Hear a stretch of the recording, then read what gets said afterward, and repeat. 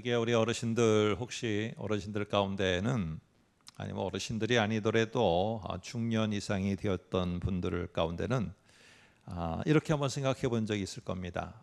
그래도 예전에는 참 힘들었지만은 나를 불러주는 데가 있었는데, 나를 써주겠다고 나를 찾는 사람들이 있었는데, 이제는 내가 갈 곳도 없고 나를 불러주는데도 사실은 없구나. 이런 생각을 하면서 안타까워하는 그런 분들이 아마 계실 것 같습니다. 어느 순간부터 더 이상 나를 불러주지도 않고 나를 찾아주는 그런 사람들도 없어지게 되어지면서 사실 마음이 그때부터는 더 내려앉으며 외형적으로 외모는 더 늙어가게 되어집니다. 이 세상의 사람들이 나를 찾아주지 않는다는 것, 어떤 사람에게는 건강에 안 좋은 것 때문에, 물질이 없어진 것 때문에, 또 여러 가지의 이유로 인해서 아직도 팔팔한 나이인데도 내가 불러주고 불림받은 곳이 없기 때문에 내가 어떤 것도 할 수 없는 그런 사람들이 있습니다. 여러분, 이러한 것은 나이 든 사람만의 그러한 상황은 아닙니다. 이거는 젊은이들에게도 나타나는데 밤낮 없이 열심히 미래를 준비합니다. 이런 영역 저런 영역에서 기술을 습득하고 학교를 다니고 공부를 하고 열심히 해서 내가 무엇인가 아주 나를 잘 불러주는 것을 위해서 준비를 철저하게 합니다. 그런데 이 사회는 내가 아무리 준비를 잘해도 나를 불러주는 사람들 속에 그 불림을 받는 사람들은 아주 극소수라는 사실입니다. 그것도 좋으면 좋다고 평가되는 데는 불러주는 그러한 사람들은, 불림을 받는 자들은 너무나도 적다는 것입니다.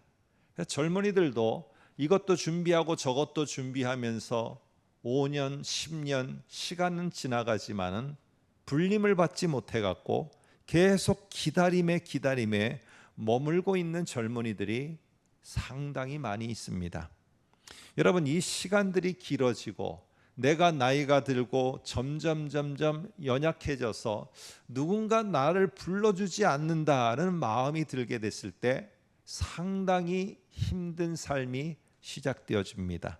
젊은이들도 그 기다림 속에서 마냥 기다리는 것에 익숙하거나 마냥 기다림을 잘하는 것이 아닙니다. 어느 나이가 되어지면은 그 나이가 되어지는 순간에 더 이상의 기다림은 소망이 아니라 절망으로다가 바뀌어 버립니다. 너무 힘이 든 겁니다. 나를 기다리고 하지만은 나를 찾는 이 하나 없고 나를 부르는 곳이 없을 때 상당히 근심과 불안 속에 살아갑니다. 오늘 이거는 제가 지금 말씀드리는 것은 지금 살고 있는 2026년에 오늘 이 사회의 모습만 그런 게 아니라 지금부터 2000여 년 전 오늘 이 성경, 신약 성경이 쓰였을 때도 그 사회도 똑같았다는 사실입니다. 그래서 오늘 여기에 있는 이 말씀은 2000여 년 전에 있었던 사람들에게 1차적으로 쓰였지만은 지금 우리들에게도 이 말을 통해서 무슨 위로를 얻고 어떻게 내가 용기를 얻고 살아가도록 하지 하는 메시지가 이 속에 담겨 있다는 것을 기억하면서, 처음 오신 분들이라 제가 이렇게 말을 천천히 합니다.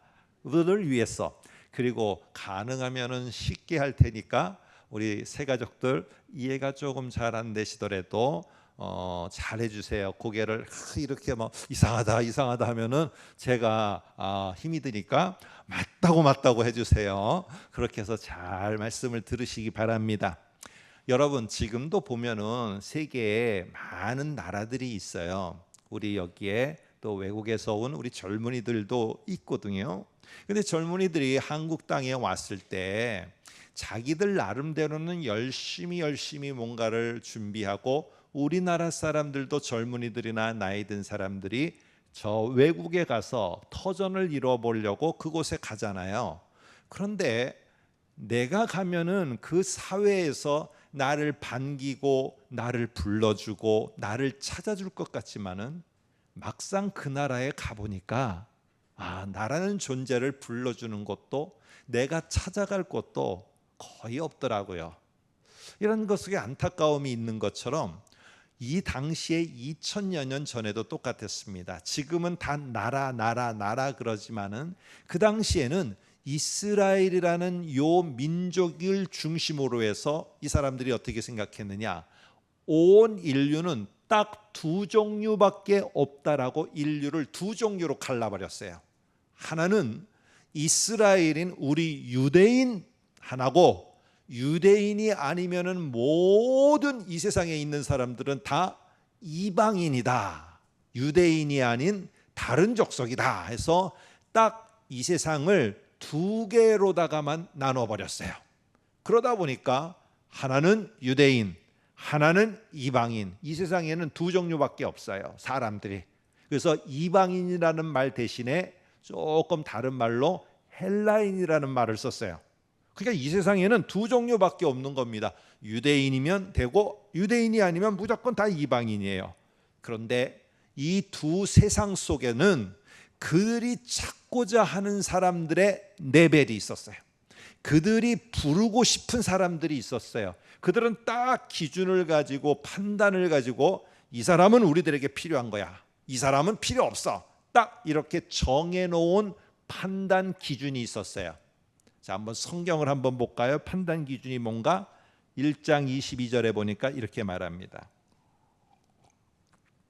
유대인은 표적을 구하고 헬라인은 지혜를 찾는다라고 말해요. 자, 유대인이라는 요 족속은 어떤 사람만 필요로 하고 어떤 사람만 찾고 부르냐?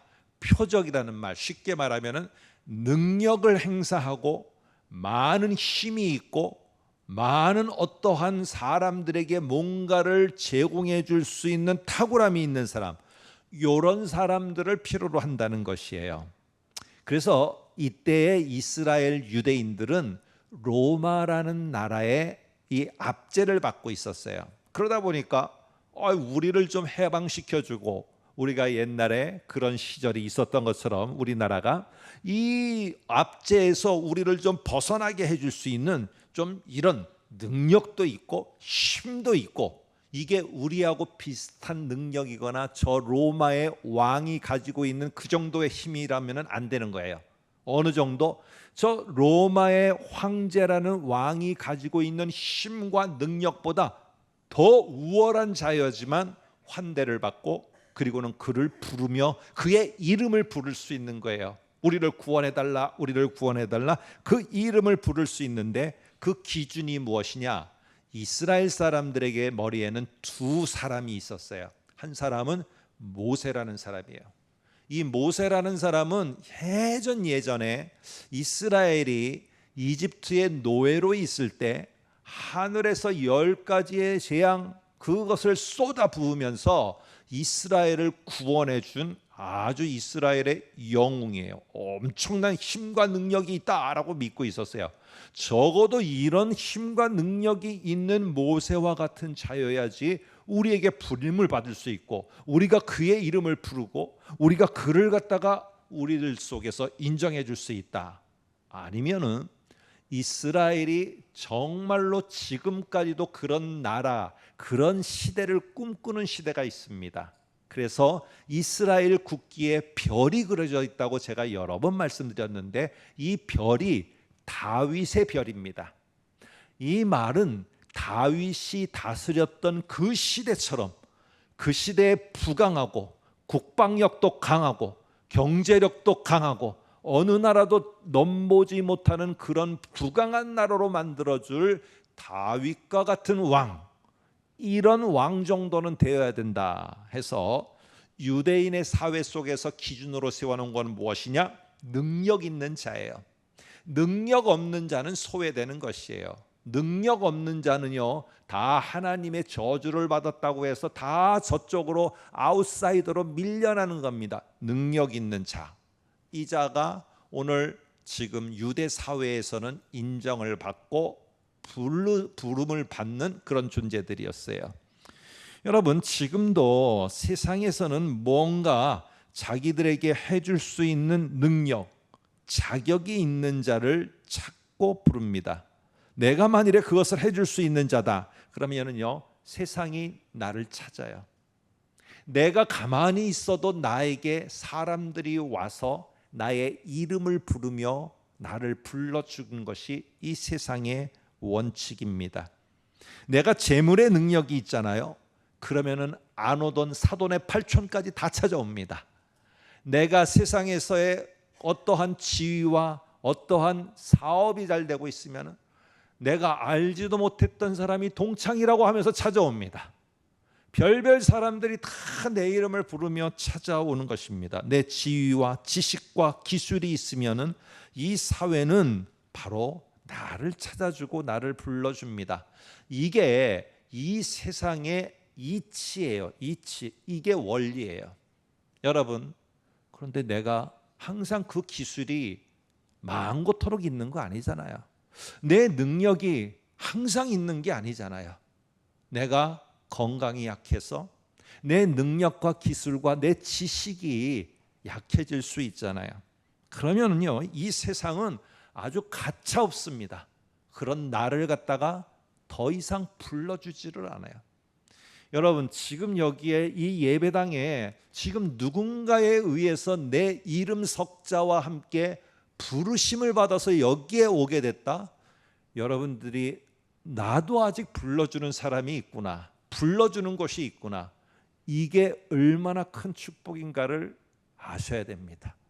누가 여러분을 불러줍니까? 내가 힘이 없고 연약할 때 누가 나를 찾아줍니까? 심지어는 내가 낳은 자식도 나를 안 찾아줍니다. 이게 이 세상의 이치예요. 이 세상에 나를 찾거나 불러주는 것 어디를 보더라도 내 존재감은 없어지고 그때부터 내게는 두 글자가 붙어요. 뭐라고 붙으냐? 무명. 무명. 나는 이름도 없는 존재라는 거예요. 자, 이게 유대 사회에서 능력 있는 자를 자꾸 부르는 모습이었어요. 근데 또 하나의 세상이 있어요. 이거는 유대인들이 아닌 다른 유대인 밖에 있는 모든 사람들이에요. 이 사람들은 어떤 사람을 찾고 불러줬느냐 한번 볼까요? 1장 22절에 보니까 이렇게 말합니다. 유대인은 표적을 구하고, 그 다음입니다. 유대인 말고 다른 족속들은 다 누구를 찾느냐? 지혜를 찾았어요. 지혜. 그러니까 지혜롭다, 지식이 있다, 이런 사람들은 사람들이 탁월하다, 이 사람에게는 너무 중요한 사람이다 하고 그 사람들을 불렀어요. 지금으로 말하면은요, 철학자들입니다. 지금으로 말하면은 지혜로운 말을 잘하는 사람이에요. 유튜브나 이런 데 보면은 말을 너무너무 재미있게 하고, 아니면은 정보를 기가 막히게 정보를 착착착착 주는 분들이 있어요. 이런 사람들입니다.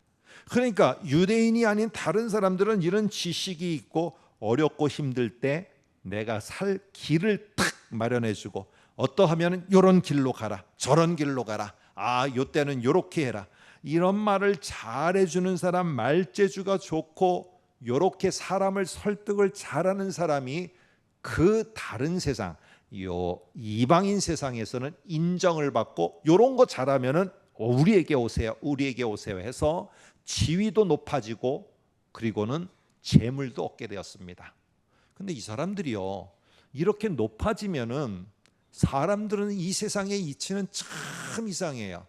이렇게 높아지고 사람들이 인정해주고 그 사람이 지위를 얻게 되고, 그러기 전까지는 얼마나 사람이 좋은지 몰라요. 근데 지위를 얻고 돈을 갖게 되고 그리고는 사람들이 나를 불러주네, 이렇게 생각이 드는 순간에 어떻게 되느냐? 악한 사람으로 바뀌어버려요. 악한 사람으로 바뀌어요. 이 당시 로마 시대 때도 똑같았어요. 그래서 어떻게 했느냐? 이 시대에도 이렇게 말 잘하는 사람이 높임받고 불림을 받았어요. 그러면서 어떻게 되느냐? 자기가 말을 잘하고 아주 이렇게 지식적으로, 이렇게 체계적으로 뭔가를 제공해 주는 사람이 황제를 보니까 황제가 저 사람 미운 거예요. 저 관리가 싫은 거예요, 왕이 볼 때. 그러니까 어떻게 하느냐? 이 황제가 싫은데 저 사람을 갖다 잡아 죽이자니 다른 사람들이 나라 뭐라 그럴 것 같고 시민들이 못마땅해 할 것 같고 어떻게 하면 좋지 할 때 나섰던 사람들이 어떤 사람이냐? 요 똑똑하다는 사람들이에요. 똑똑하고 머리가 좋다는 사람들, 그래서 지위를 얻었다는 사람들이 나서 갖고는 황제가 못마땅하게 생각하고 있는 사람에게 여러 가지로 뒤집어 씌워서 결국에는 처형대에서 죽임을 당하도록 만들어 버렸어요. 요 자기가 똑똑한 요것을 가지고 그렇게 만들어 버렸어요. 여러분, 그러는 바람에 이 사람은 황제가 더 좋아하게 되고 이 왕은 더 좋은 금은 보화를 주면서 이 사람을 든든히 인정해 주는 거예요. 여러분, 이게 세상의 이치였어요. 세상은 똑똑한 사람, 능력 있는 사람, 이런 사람을 부르는 게 오늘 2000여 년 전의 일이었어요. 여러분, 지금은 다릅니까? 지금도 능력 있다 하고 지식이 좀 좋아서 그 사람을 불러서 뭔가를 하게 하면은 어떻게 됩니까? 그 사람이 악한 사람으로 바뀌어요. 그리고는 악하게 행동을 하게 되어지는. 여러분, 이 세상에서 찾고 부르는 사람은 철저히 조건적입니다. 내가 뭔가 쓸모가 있으면 나를 불러요. 악하게 쓰이든지 좋게 쓰이든지 쓸모가 있으면 불러요. 그런데 쓸모가 사라져버리게 되면은 아무리 젊은 나이라 할지라도 아무리 내게 무엇이 있다 할지라도 이 사회는 쓸모가 없다고 생각되어지는 순간에 나를 냉정하게 버립니다. 이게 세상의 이치예요. 여러분, 그런데 우리는 이거 다 알아요. 목사님, 저도 겪어보니까요, 이제 이 나이가 돼 보니까 알아요. 우리 젊은이들도 알아요.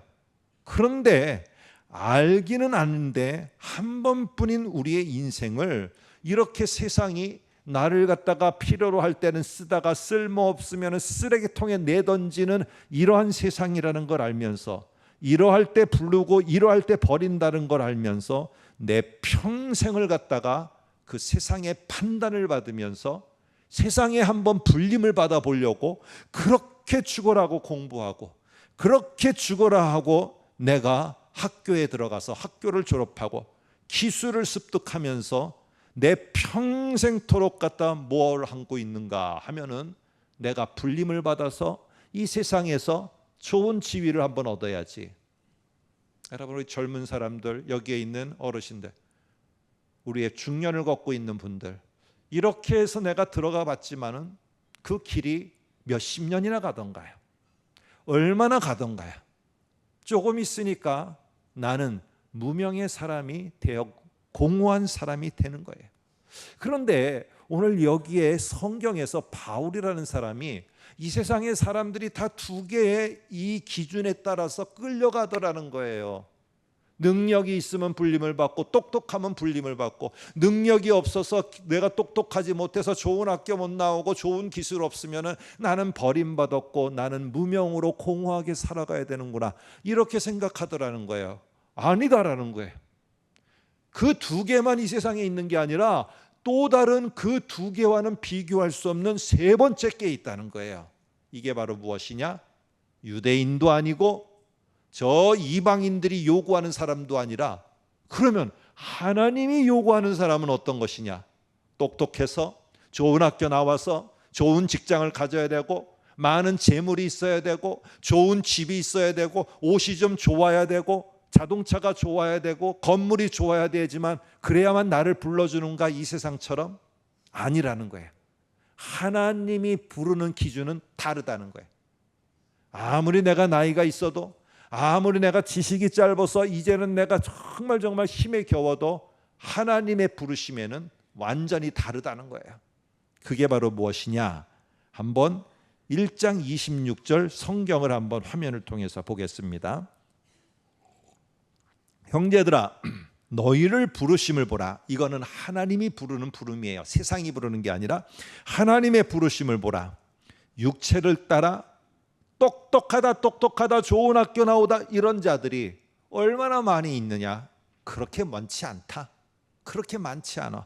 아니면은 능력이 많다 그런 자만 하나님이 부르느냐? 그런 거 아니다. 능력이 많은 자가 얼마나 있냐? 기독교인 가운데 문벌이 좋다, 가문이 좋다 그런 사람이 얼마나 있냐? 하나님은 보니까 가문이 좋은 자만 부르는 것도 아니고, 육체에 건강하고 지혜 있고 똑똑한 자만 부르는 것도 아니고, 능력 있고 기술 있고 좋은 학교 나왔다고 부르는 것만도 아니고, 젊었다고 부르는 것만도 아니다. 어떤 자를 부르느냐? 하나님은요, 어떤 자를 부르시는가?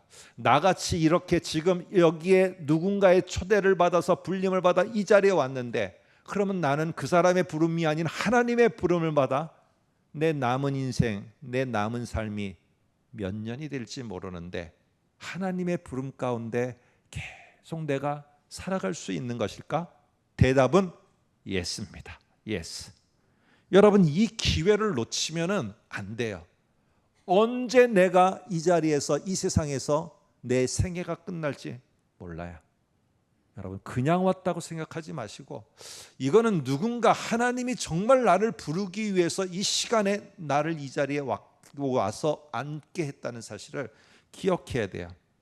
오늘 그래서 하나님은 이 세상에 이 온 인류를 구원하기 위해서 독생자 예수를 보내주셨어요. 그런데 예수는요, 유대인 사회에서 볼 때는 십자가에 죽은 예수는 강력한 왕이 아니에요. 십자가에 죽는 이 예수는 무기력하고, 십자가에 못 박혀 죽는 것은 세상의 판단의 눈으로 볼 때 정말로 능력이 없는 자격 미달의 마지막 인생을 간 게 예수 그리스도예요. 혐오감을 일으키고 거부감을 일으켜요. 사람들은 그래서 십자가에 죽은 예수 그리스도를 모두가 다 꺼려해요. 꺼려하고, 야, 저게 무슨 지혜롭고 저게 뭐고 능력이 있는 자야. 모든 세상의 판단은 그런 예수를 다 밀어 제끼는 겁니다. 다 멸시하는 거예요.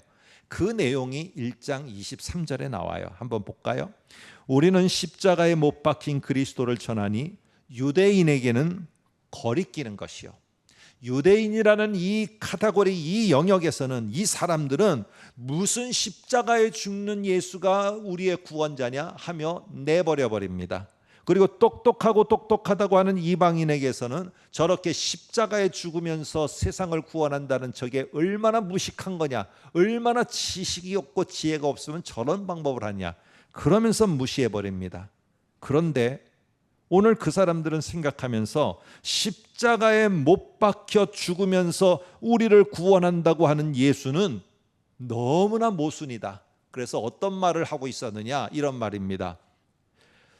기름에 튀긴 맛있는 얼음. 여러분, 이해가 가십니까? 예.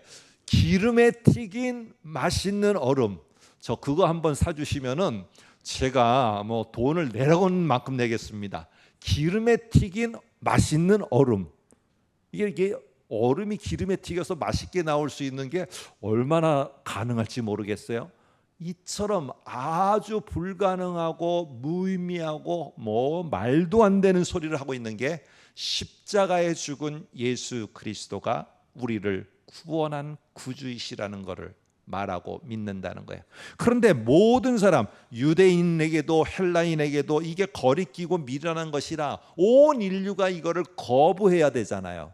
그런데 그 중에 이거를 믿고 신뢰하며 우리는 그래도 이거를 믿고 예수 그리스도를 믿는다 하며 23절에 보니까 우리는 십자가에 못 박힌 그리스도를 믿고 전한다. 이렇게 끝까지 이거를 놓지 않는 사람들이 있었다는 것입니다. 이 사람들이 바로 기독교인입니다. 여러분, 이런 세상의 판단에도 불구하고 얼마나 미련하고 능력이 없었으면 십자가에 죽고 십자가에서 마지막 생을 보내느냐, 얼마나 무지하고 지식이 없었으면 십자가에 죽어서 인류를 구원한다고 하냐. 그러나 그런 예수를 믿는 자들에게 하나님은 그것을 믿고 신뢰하고 오늘 이 시간에도 그 예수를 믿겠노라 하고 내 남은 생애를 그 예수 그리스도께 의탁하며 고백하는 자들에게 하나님께서는 그런 자들을 세상에 지혜롭다, 능력 있다, 이런 사람을 찾지 않고 예수를 믿겠다라고 고백하고 인정하는 자를 하나님은 부르시고 찾으십니다. 그리고는 그들에게는 이 세상의 지식을 평가하는 좋은 학교 나오지 못했어요. 이 세상이 평가하는 좋은 능력 있는 돈은 없어요. 이 세상이 평가하는 내가 가진 것은 없어요. 그런데 예수를 믿어서 하나님의 부르심을 받은 자들에게는 어떤 새로운 것이 주어지느냐? 제가 24절을 한번 읽어드릴게요. 오직 부르심을 받은 자들에게는 유대인이나 헬라인이나 그리스도는 하나님의 능력이요 하나님의 지혜니라. 하나님의 능력과 지혜가 세상의 것과는 비교할 수 없는, 세상의 능력과 지혜는 일시적이에요. 내가 지나가면은 나에게서 떠나가는 거예요. 그러나 하나님의 능력과 지혜는 계속 내게 머물면서 우리 연세 드신 우리 권사님 한마디의 그 기도 한마디에 놀라운 하나님의 일하심이 나타날 수도 있는, 이러한 우리의 나이와 지식과 능력과 모든 것과는 비교할 수 없는 하나님의 능력, 하나님의 지혜가 주어져서 그것을 통해서 하나님이 그 저와 여러분들을 통해 일을 하십니다. 자, 그래서 어떻게 만드냐? 27절에 보니까 세상이 그렇게 능력 많다고 자랑하느냐? 지혜 많다고 그렇게 자랑하느냐? 우리는 그런 세상의 지혜와 능력은 부족한지 모르지만 하나님의 능력과 지혜가 있다고 확신하며 부르심에 살아가는 그들에게 27절 이렇게 말합니다. 그러나 하나님께서 세상에 미련하다고 생각하는 그 자들, 얼마나 미련하면 십자가에 죽은 예수를 구주라고 믿고 있느냐고 하는 그들을, 그렇게 믿는 그 기독교인들을 택하사 지혜 있는, 세상에 지혜 있는 자들을 부끄럽게 하려 하시고, 세상에 약하여서 저기 지하에서 가난하게 살고 있다라고 생각하는 그 기독교인들을 택해서 세상의 강한 자들을 부끄럽게 하실 것이다. 이게 하나님이 계획하신 것입니다. 여러분, 실제로 인간의 지혜를 내세워서, 똑똑함을 내세워서 사람들이 어떻게 신이 더러운 이런 죄가 덩어린 인간의 몸으로 이 땅에 왔느냐, 이거를 부인하며 교회에다가도 이 내용들을 퍼뜨려 갖고 말 잘하니까요, 교회가 술렁이고 맞다, 우리가 잘못 생각했다, 어떻게 신이 몸을 입고 와갖고 인간의 몸으로 와서 우리를 위해서 죽는다는 게 말이 되냐 하면서 술렁이고 있었습니다. 그러나 그런 예수를 끝까지 지키고 하나님의 능력과 지혜로 잘 지켜갔을 때 어떻게 됐을까요? 교회가 없어지고 그 사실이 다 무로 돌아갔을까요? 아닙니다. 313년이 됐을 때 로마의 기독교가 국교로 공인됐어요. 그러면서 종교 회의를 통해서 어떻게 됐느냐? 하나님이 이 땅에 인간의 몸으로 왔다는 사실에 대해서 부인하며 허황되다고 여기는 자들은 죄다 다 이단들이요 하며 그들 모두를 다 추방시켜 버렸습니다. 그리고 예수 그리스도는 이 땅에 우리를 구원하기 위해서 우리의 몸을 입고 오신 바로 하나님이시다라는 사실이 오늘 그 로마 제국 속에 정설로 세워지게 됐어요.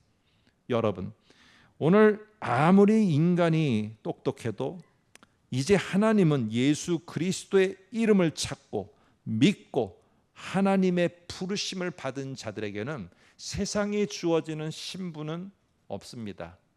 여러분, 이 세상에 주어지는 신분, 내가 어디에 대기업에 무엇이고 내가 어떠한 조그만 것을 운영하는 운영자고 이런 것들은요 모두가 다 사라져버리고 맙니다. 근데 예수를 믿고 하나님의 부름을 받아 예수 가운데 거하며 하나님의 부르심 속에 있게 된 자들에게는 새로운 신분이 주어지는데, 한번 1장 2절을 보겠습니다. 무슨 신분이 주어지는가?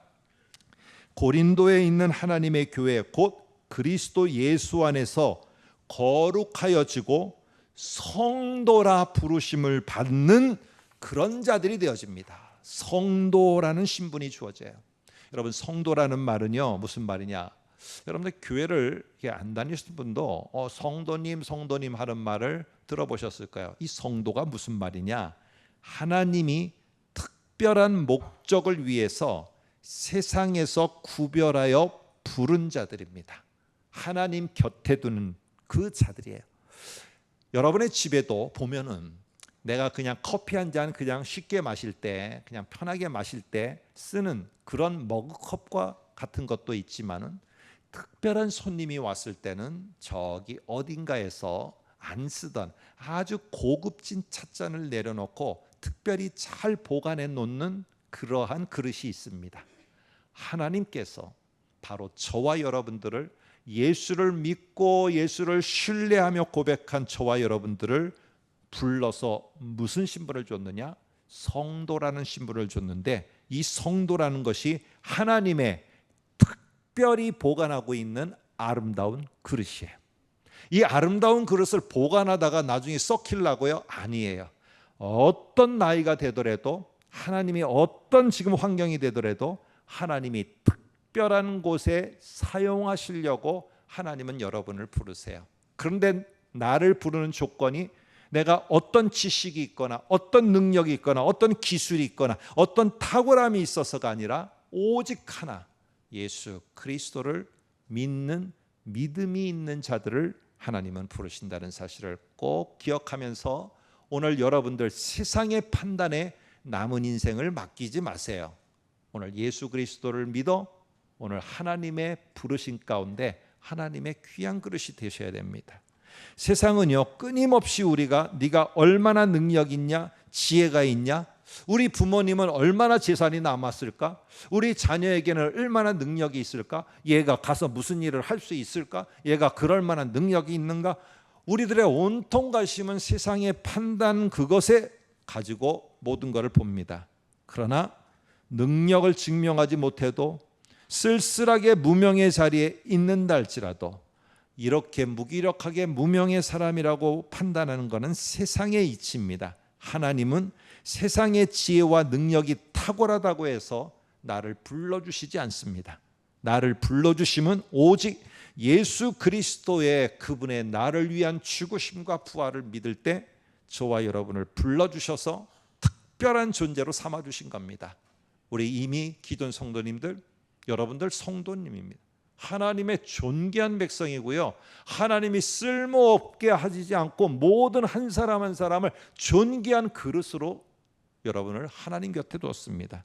이 사실을 꼭 우리 성도님들은 기억하시고, 우리 새가족들도 세상의 냉혹한 부름에서 자꾸 멀어지며 나를 찾는 이 없고 나를 불러주는 이 없어서 낙심하고 거기 속에서 내 남은 인생을 점점 연약하게 살지 마시고 우리를 조건 없이 불러주시는 그 하나님의 음성과 부르심, 오늘 이 자리입니다. 이 자리에서 예수 그리스도 그분을 나의 주로 내가 믿고 살아가겠노라고 고백하면서 우리의 얼마나 되는 인생이 된지는 모르지만 남은 인생을 정말로 하나님의 특별한 존재로서 귀하게 살아가시기를 간절히 소망합니다.